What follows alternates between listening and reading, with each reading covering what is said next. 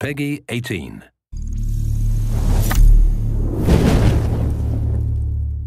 Hello everyone, this is Ryan Bernard, Game Director on Tom Clancy's The Division. And today we're very excited to give you this exclusive walkthrough where we're going to follow a team of 3 players as they move through the Dark Zone. So here we have our group of 3 agents, Ryan, Megan, and Bronson, and we're going to be following them as they enter this very dangerous area in search of some awesome loot. Ryan is set up as the healer for the group, so he's got support skills loaded with Pulse and Healing Grenade. Megan is DPS, so she's got the Seeker Mine and Sticky Bomb loaded up. And Bronson's going to be taking the brunt of the punishment, so he's got Pulse as well and the turret, so he can keep the attention of the enemies during firefights. After the virus broke out, the Dark Zone was originally set up as a quarantine zone in the middle of Manhattan to contain the sick. But things rapidly went out of control, and there was a massive blackout and the military had to evacuate. They had to leave their most powerful gear and weapons inside the Dark Zone. So this loot is extremely valuable to you as a player. But this also means that it's the most dangerous place in the game. This loot attracts a lot of attention, including other real players. The Dark Zone is a multiplayer gameplay space in our world, which you can seamlessly enter without any loading screens. Outside of the Dark Zone, you can play in teams of up to 4, but once inside, you can decide to collaborate with other agents or betray them, kill them, and take their loot. As we climb the wall to enter, you can see the UI starts to cut out, because once inside the Dark Zone, we lose our connection to the outside world. And this area is highly contaminated, so we can see the players put on their masks to protect themselves from the virus, and then they're set to go.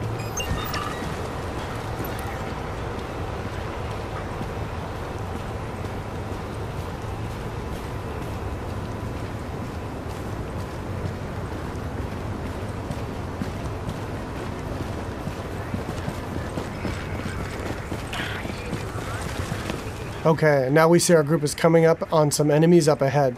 As we get closer, we can see that these are actually part of the Rikers faction. And this is a group of convicts which, after the virus broke out, escaped the prison and have flooded into Manhattan to take advantage of the chaos. Here we can see Megan does a pulse, which gives the group information about what enemy types and levels that they'll be facing. And then we can engage. As you can see here, Bronson's going to go up right on top of him and take point, so he can take the attention of the enemies and draw aggro, and we can support him from behind with healing grenades, as you saw there, and covering fire. Using covers in the divisions is really important. You're going to be seeing the agents here as they move around flanking the different enemies, moving cover to cover, using height elevation to their advantage, and really trying to make sure that you're not exposed at any time, because when you're out of cover, you take a lot of damage from enemies. And it looks like we've only got a couple Rikers left here, and Bronson is really taking his role to heart and pushing right up into their face. And they've cleared him out. And here you can see Bronson's actually been a little bit too hardcore on this, and he's in what we call the down state. So since they're playing in a group, Ryan can head over and actually revive him so he doesn't die and need to respawn and run back to his group, and he can get right back into the action. And here we can see that Ryan's actually found a loot crate. And he's gotten extremely lucky and has gotten a legendary drop. But as we can see, it's actually contaminated. All gear and weapons in the Dark Zone are contaminated, and they need to be extracted before they can be actually equipped by the players or agents in the game. So in order to do that, our group is going to move to a nearby extraction point in Bryant Park. Once the group is inside an extraction area, they'll need to shoot up a flare which calls in a helicopter. Then they need to hold tight for 90 seconds and extract their goods. Alright, now we see our group has come across a different group of enemies, and these are the Cleaners. Cleaners used to work for the city of New York, but they got trapped on Manhattan when the quarantine was declared, and they've lost it. They want to, in their own minds, clean the city from the virus by burning anything and everything in their path, dead or alive. And this group of Cleaners is actually a tougher group of what we call elites in the game. They have much higher health pools and much higher damage output. So our group here is going to really have to work together using their weapons and skills to take them out. Of course, they drop much better loot and give a lot higher experience. We got Ryan seems to have moved up to a kind of a bad cover position here. He's taking damage from the right, and he's got a grenade coming in and he needs to move, and he's too slow. So he's going to need to top himself off with a nice self-heal.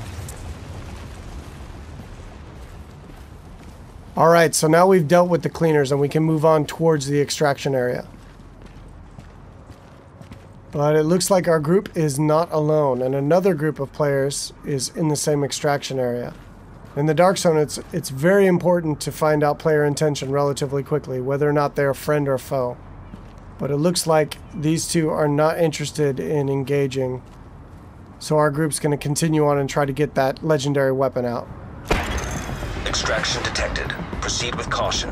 Another team of agents has actually started an extraction, and our group is going to move to investigate.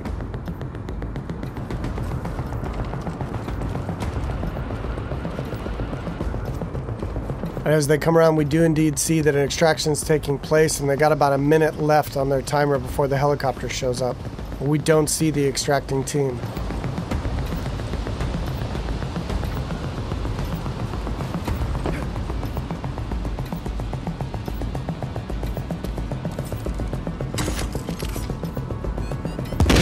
Oh, here we see that the extracting team actually got the jump on our group, and Bronson's been quickly down, and since they engaged on us, they have now been flagged as rogue, which puts a big bounty on their back for a certain period of time.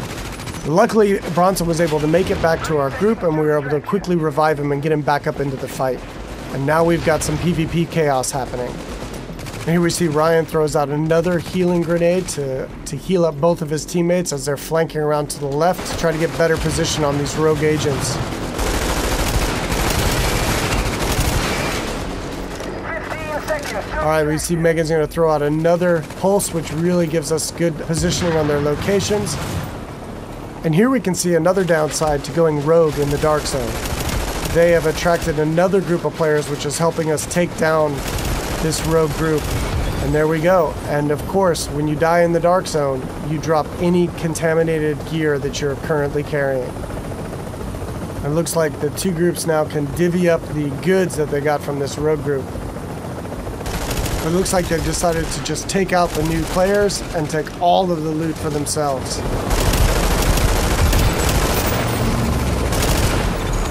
You're attacking friendly forces. Rogue protocol initiated.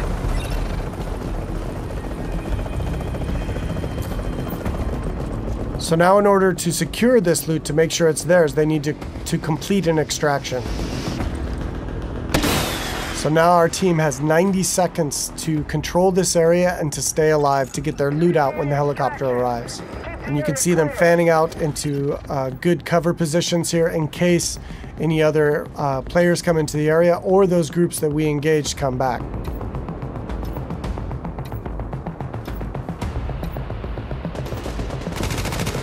It looks like indeed they do. But now we're set up in really good positions here to be able to take them out. Bronson and Megan are laying down damage from the front line, and Ryan is supporting from behind. And again, it's really important in the game to make sure that you're always in cover whenever possible, and that you're not being flanked by any enemies. Here we see Ryan tossing a healing grenade as he runs past Bronson there. And they're going to focus on these two players here. 30 seconds to extraction. Straight in front of them. Now they got 30 seconds left to stay alive and control the area.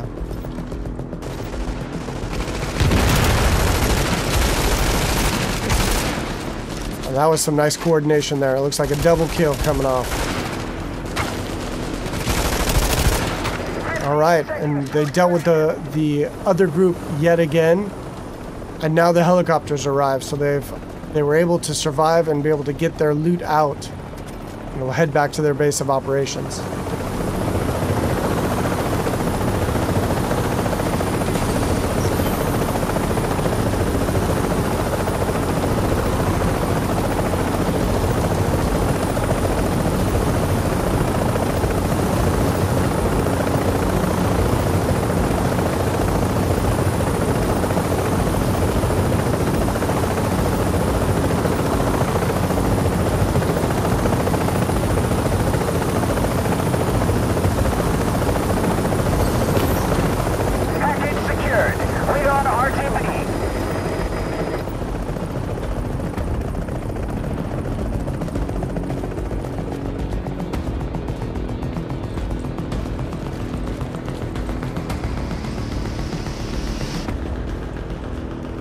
Now we can see the group is still flagged as rogue, and they're a very juicy target for other agents in the area. So they really should leave this area quickly and decide where to head out to next.